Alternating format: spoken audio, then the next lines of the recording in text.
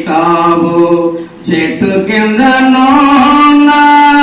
నూతన ఏలును చూచి కపటము లేని వాడని నిజముగా పలికావు. హృదయాలోచన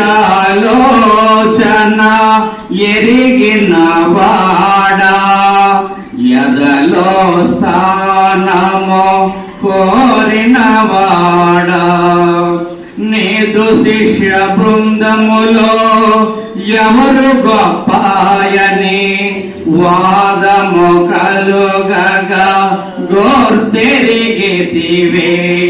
నీదు శిష్య బృందములో ఎవరు గొప్పాయని వాదము కలుగగా గోర్తెరిగితివే.